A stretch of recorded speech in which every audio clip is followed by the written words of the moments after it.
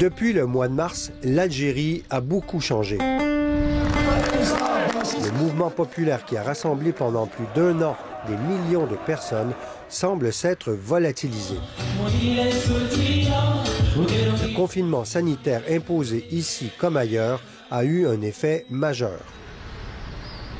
Les commerces restent pour la plupart fermés. Les mesures d'urgence ont été prolongées jusqu'au 15 juin et un couvre-feu est en vigueur de 17 h jusqu'à 7 h le matin. Ce qui n'empêche pas Issane El-Kadi de dénoncer la situation de censure et l'arrestation de nombreux journalistes dans le pays.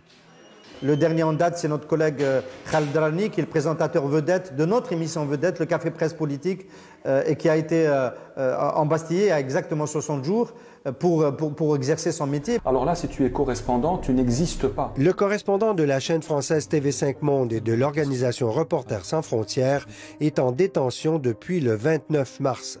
Il est accusé d'atteinte à l'unité nationale. Il avait simplement filmé un rassemblement dans le centre d'Alger.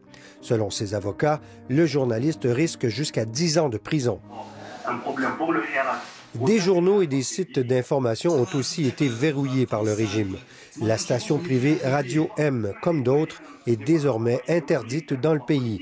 Les Algériens qui le peuvent utilisent des réseaux sécurisés pour continuer d'avoir accès à ces programmes. On a compris que c'était à cause d'un éditorial qui faisait le bilan des 100 premiers jours du président Abdelmadjid Tebboune et qui était un article critique de ces 100 premiers jours.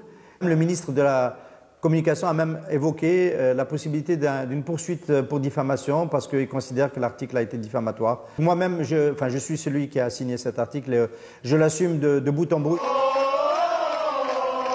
Les seules manifestations qui ont eu lieu ce printemps à Alger ont été modestes et brèves, devant le tribunal où sont jugés des activistes et des journalistes. C'est des militants convaincus, ce n'est pas des voyous, ce n'est pas des violents, c'est des gens qui ont des idées, on peut être d'accord ou pas. Rien ne justifie l'emprisonnement.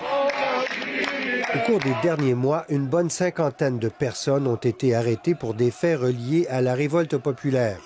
La plupart sont des militants qui ont publié des messages de contestation sur les réseaux sociaux.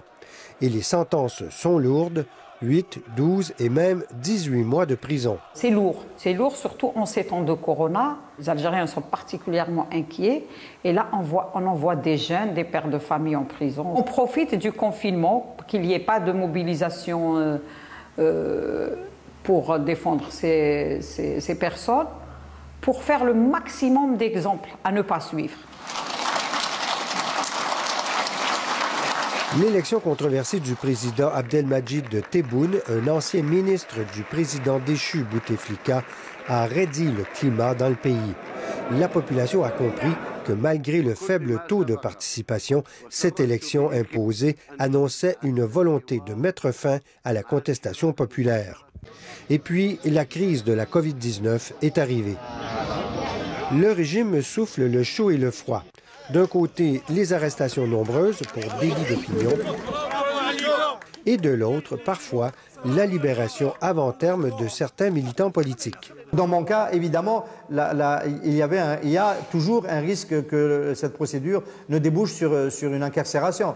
Mais c'est pas cela qui va nous faire reculer en tant qu'équipe, en tant que collectif éditorial. En tous les cas, pour ma personne, c'est pas ça qui va me refaire reculer dans l'exercice de ma profession de journaliste. Je continuerai à témoigner.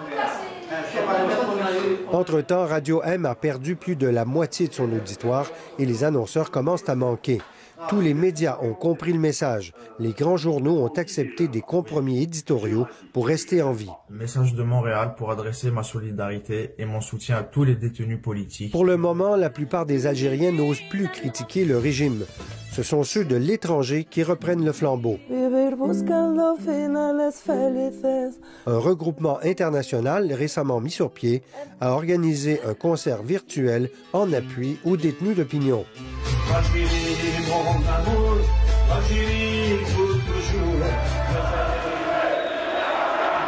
Le mouvement populaire du Hirak avait obtenu le départ du président Bouteflika, puis exigé une refonte de l'État et des règles démocratiques.